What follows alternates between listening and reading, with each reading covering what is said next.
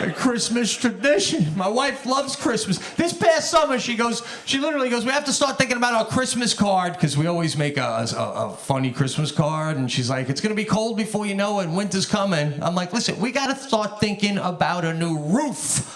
Prioritize. That's what I had. I got this old Victorian house. My roof was such a nightmare that whenever there was like any kind of a windstorm, my roof shingles would end up in my neighbor's yards. Like my one neighbor came over one day with all my roof shingles in a bundle. Kevin, my neighbor Kevin, he's like, this all fell in my yard. I just want to bring you back your roof shingles. Then he leaves and my wife goes, that was so considerate of Kevin. I'm like, considerate? That was Kevin's way of saying, fix your white trash roof. Are you kidding me? Read the room. Like Kevin's back to his wife right now going, yeah, I dropped the shingles right on the porch. If they didn't get the message now, they never will. So I called 3 different roofers to come take a look at my roof. It's got 3 different levels, this old Victorian. I'm not kidding you. Every one of these roofers, in one form or another, said my roof was too high. Like the last guy, he didn't even get out of the truck. He just looks up and he goes, oh yeah, no, I don't go that high. I go, no, bro, that's my line to you. I say, I don't go that high, so I called you. Can a roofer even say that? Can I report that? Like if the roof was down here, I wouldn't need you. I would do it myself. Or I would call a flora. That would be like an exterminator coming out of your basement going, oh, those are big bugs. I do the little bugs. Gotta call the big bug guy. Gotta call the big bug guy. I literally didn't know what I was gonna do, right? Then my father-in-law tells me that he knows an old-time Amish guy that used to do roofs. And he doesn't know if this guy still does roofs, but he's got a phone number. And he said, but when you call, you gotta let the phone ring for a long time. They got one phone on a pole in the middle of their Amish community. And eventually somebody will come answer that. Lived in New York City for 22 years now. My wife and I are calling an Amish guy. It's on like 24 rings. My wife goes, anything yet? Anything yet? But by the way, am I talking? Am I talking to him? I couldn't bite my tongue. I'm like, yeah, no, he picked up. I'm just ignoring him. And she goes, well, we're on it. God, how many rings are we on? I go, I'm on 32 rings. I don't know. Is this a lot of rings? I don't want to hang up and then talk to a guy who knows Amish people and he goes, you hung up on 32 rings? No, it's got to ring like 50, 60 times, guy. The Amish guy answered on like ring 38. 38 rings. The Amish guy answers like this. He goes, hello. Like it's a breezy Sunday afternoon and he caught it on ring 2. Just a hello. After 38 rings, don't you expect someone to answer out of breath? Like, yeah! Holy shit! I was running through the cornfield. What's up? I can't believe you let it keep ringing.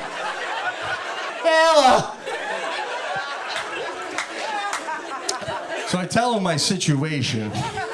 He says he can come take a look at my roof. But, you know, he can get to the Home Depot parking lot. I got to pick him up at the Home Depot parking lot. He's the level of Amish where he can't drive a motorized vehicle, but he could be driven in a motorized vehicle. Pretty convenient level of Amish to be. Sounds a little bit like built-in Uber from where I'm standing. So I hang up right away. My wife goes, way to go. You didn't figure out where you're going to meet him at the Home Depot. I go, well, I guess I'll just have to look for the guy dressed like a pilgrim. Come on.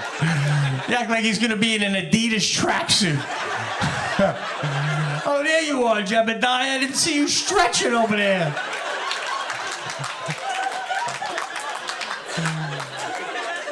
There he was with the hat, the overalls, the beard, the whole thing right there. He gets in my 2006 Subaru Outback.